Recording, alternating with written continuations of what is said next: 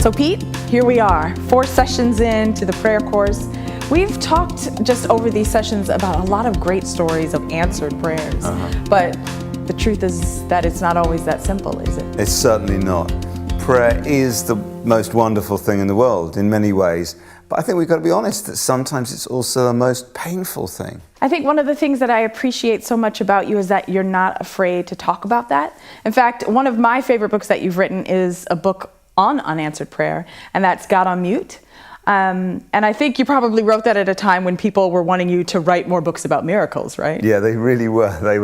They were wanting me to be the guy who just tells everyone that prayer always works. Right. And actually, I felt I had to be honest about the fact that yes, prayer does work, and there really are miracles, but also that it doesn't always work the way that we need it to or want it to. And it can be incredibly painful. And that comes out of my own personal experience. But, you know, even just recently, a friend of mine, Tom, has just died. And I'm right now, if I'm honest, still processing that. As a Christian, asking God what went on. He died so suddenly, 15 weeks after diagnosis, aged just 40. He left behind a beautiful wife, 2 amazing young daughters. And we prayed, and it simply didn't work. And it's devastating. Now, I don't know why God didn't heal him. But I do know this.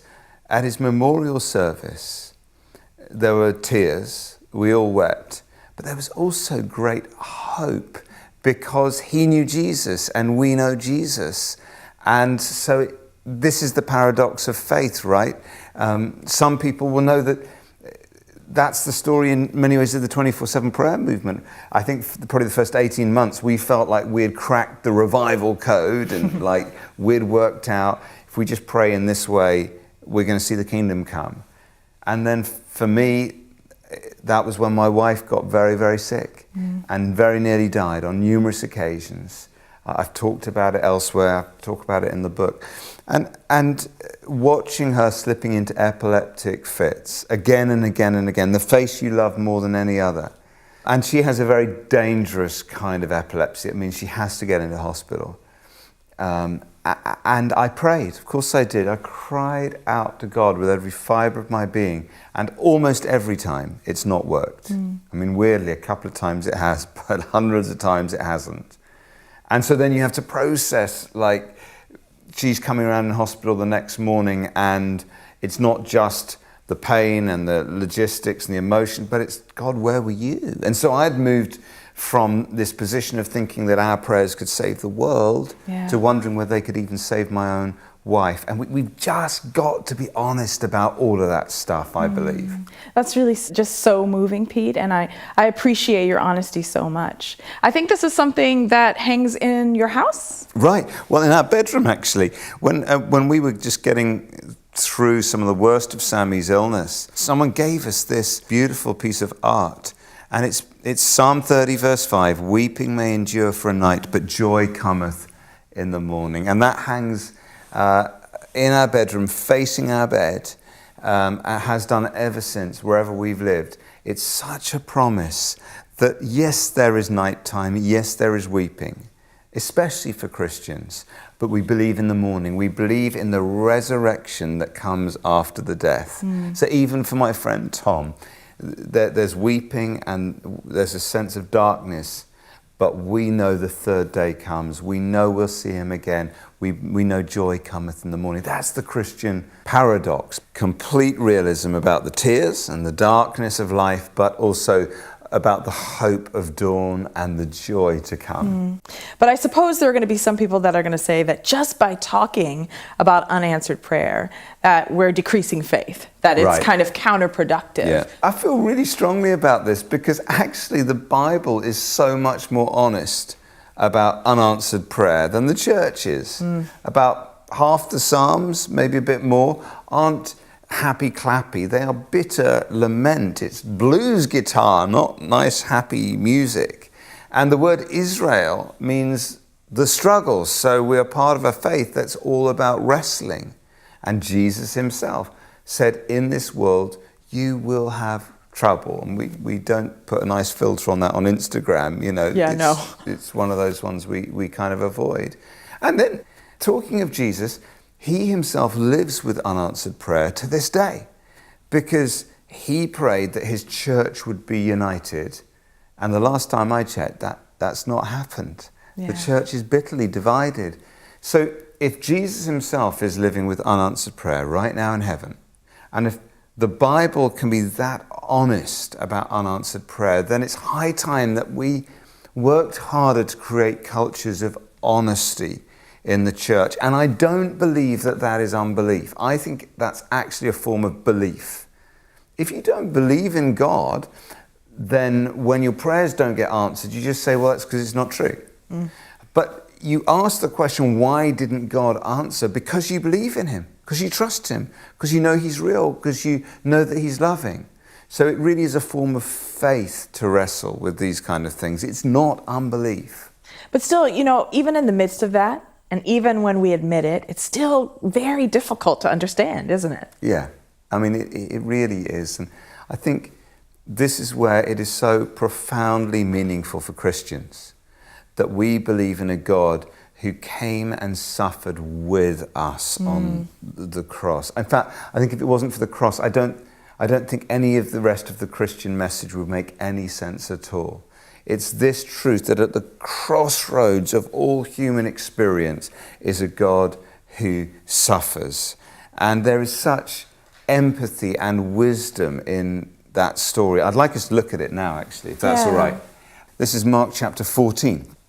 And we're going to look at verses 32 to 36. It's the story of the Garden of Gethsemane. So Jesus is in great turmoil as he prepares for the cross. They went to a place called Gethsemane, and Jesus said to his disciples, "Sit here while I pray." He took Peter, James, and John along with him, and he began to be deeply distressed and troubled. "My soul is overwhelmed with sorrow to the point of death," he said to them. "Stay here and keep watch." Going a little further, he fell to the ground and he prayed that if possible the hour might pass from him. "Abba, Father," he said, "everything is possible for you. Take this cup from me, yet not what I will, but what you will." There's so much in that passage that I think can really help us when we are struggling with unanswered prayer. The first thing is, notice how vulnerable Jesus is with his friends. We're told that he's overwhelmed with sorrow even to the point of death. And yet he very intentionally takes Peter, James, and John, his three best friends, with him into his place of grief and asks them for their support. You've probably experienced this. I know I have. When you really suffer, there's such a temptation to hide and to isolate yourself away. And Jesus does the opposite. He includes his friends and he knows he needs their help more than ever. And then the next thing to note is that in Jesus' hour of greatest need, he pursued prayer.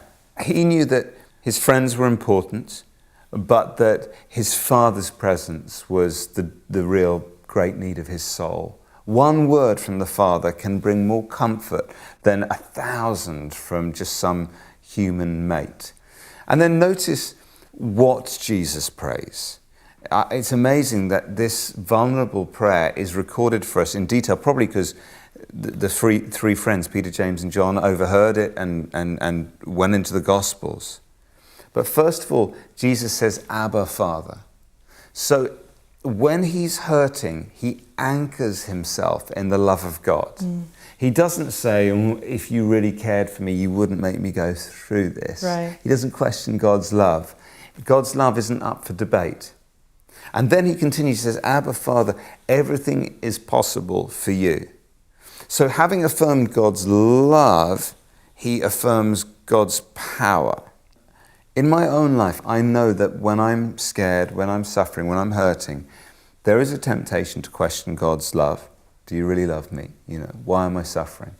But the other one is sometimes to question God's power, is to downgrade God's power and say, well, I guess this is just too difficult for you, or you can't do that.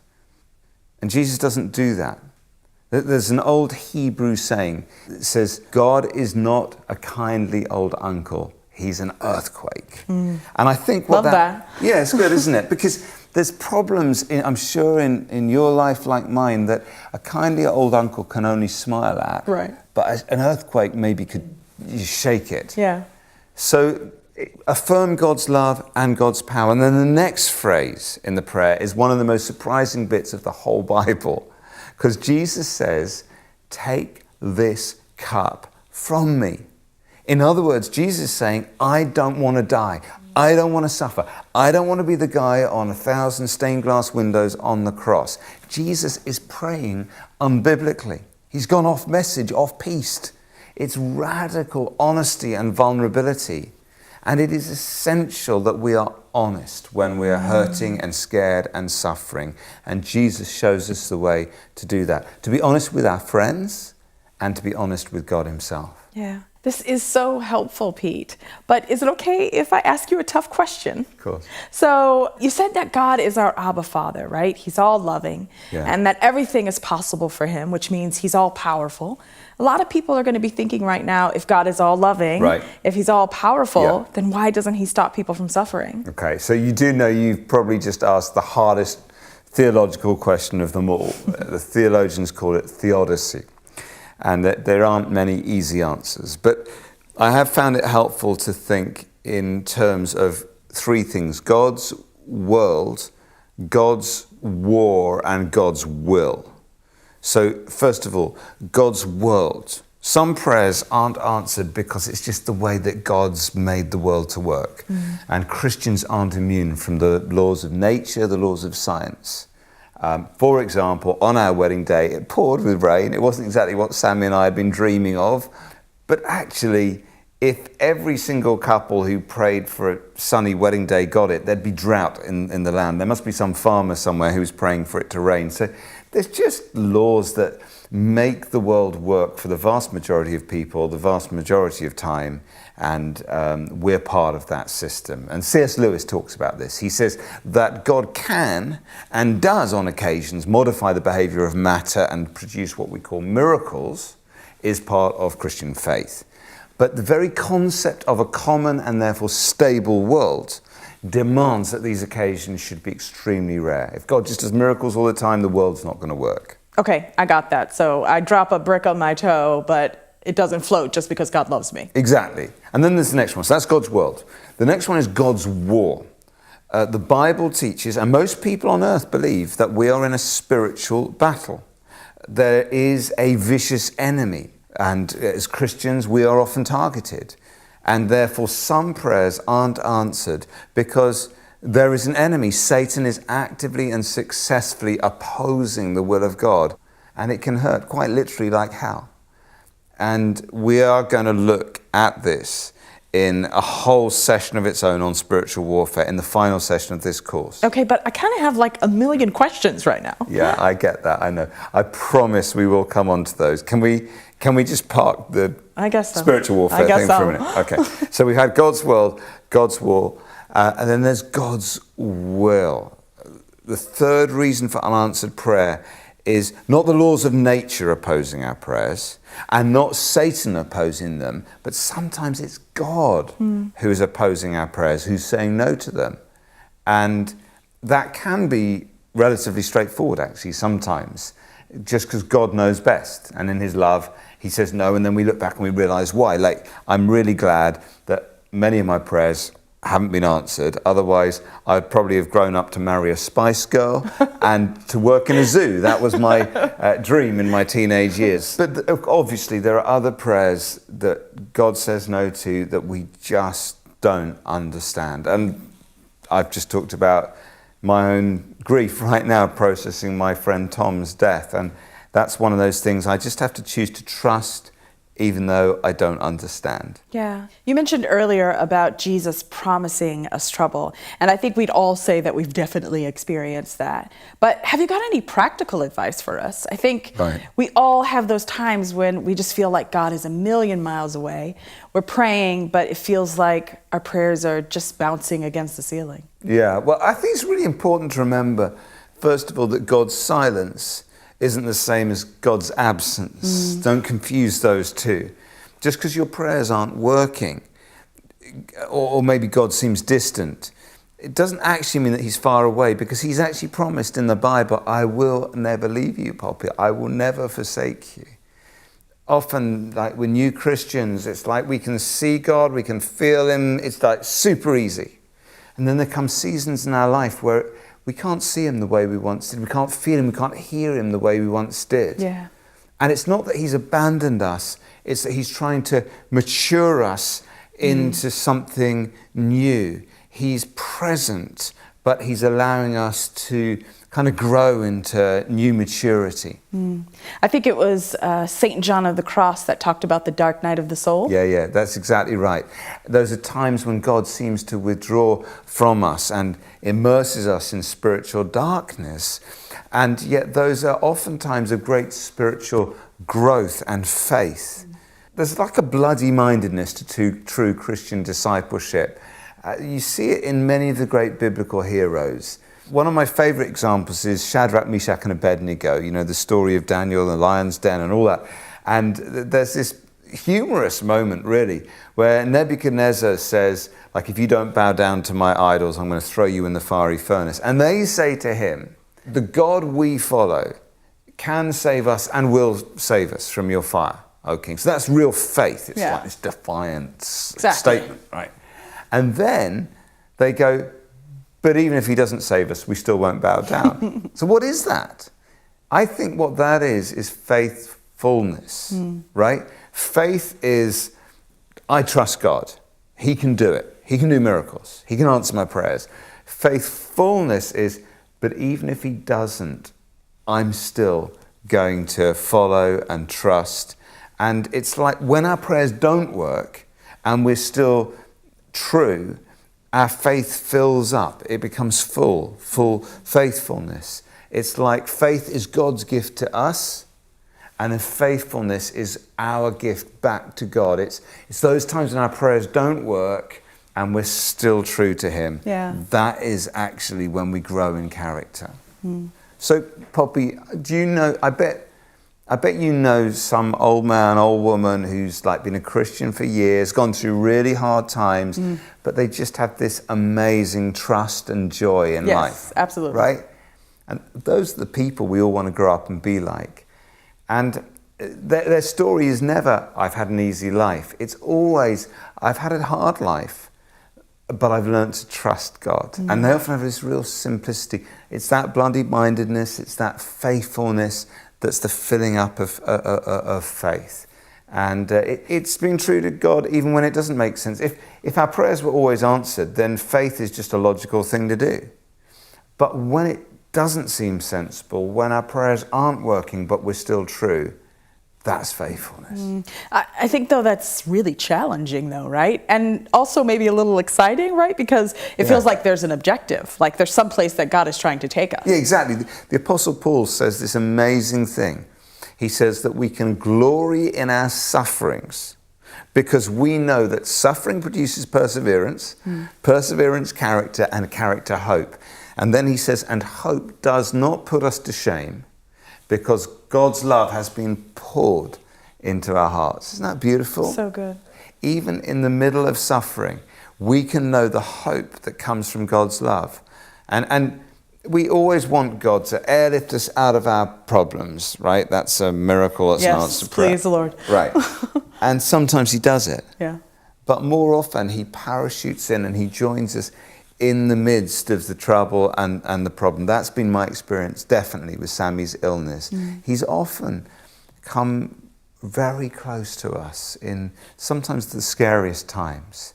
And so I'm learning to ask the question of God, where, not why. I find when I say to God, why did this happen? Why? he doesn't really answer me very much. But when I say, where are you in this situation? He always answers. And when we come to God with that question, where are you? We start to experience his presence even when we're going through hard times and disappointment. Yeah, that's really, really so helpful. Where, not why. Yeah. Parachutes, not airlifts. Right. God's world, God's war, and God's will. Faith and faithfulness. And you know, there's just one last little thing that helps link together both our understanding of God's will and Christ's prayer in the Garden of Gethsemane, where he utters that great prayer of relinquishment, where he says at the end, not my will, but your will be done. And that's the hardest prayer anyone can ever pray. When we're in those situations and we're scared and we're hurting and God doesn't seem to be answering our prayers the way we want or maybe even need, and we come to that place of saying, not my will, but yours be done. It's a prayer of relinquishment. It's a dark kind of trust. You know, every fiber of your being wants God to just parachute in and rescue you, but you just say, I'm going to trust you regardless. When Sammy went into the MRI scanner, completely alone, couldn't even take her wedding ring in, she was so scared that she just puked everywhere. And then it's like, how do you prepare as a Christian? How do you prepare to go back into that? That's the valley of the shadow of death for her. Yeah. Right. And what she did was she memorized Psalm 91. It's quite a long psalm, but it's all about God being with us and his promise of hope and life. And so they you know, when they put you into the tube, they say, do you want the radio on? Trust me, when you're in the valley of the shadow of death, you do not want like Britney Spears in there with you. Right. Right. So she just recited Psalm 91. And she came out of that and she said, Pete, I experienced the presence of God in there with me. I didn't feel alone. Even there, you couldn't be there, but he was there with me. And that's the good news that we have in Jesus, that he is with us always. His silence, remember, is not his absence. And even when we don't understand, we can still trust. That's so, so good. I feel like this episode is really important. It's really important to acknowledge that there are people out there right now who are just hurting. I hope that this session has given people some answers in their heads, like some of the questions. It's important to think about that stuff. But the most important thing is that people find some of God's presence in their hearts, and people are going through really hard times. So as we finish with this prayer, let's do that. Let's pray the actual prayer of Jesus in Gethsemane. And I'm aware that for some people watching this is a darker kind of trust. Yeah. But yeah, let's pray. Let's do it. Abba, Father, everything is possible for you, God. I thank you so much, God, that you love me so deeply, especially when I'm hurting, and that you have the power to answer my prayers. God, there's so many times that I want to pray this prayer, take this cup from me. I don't want to suffer. But God, not my will, but your will. I trust you, God, even when I don't understand. Give me faith, and God, teach me to be faithful. Amen.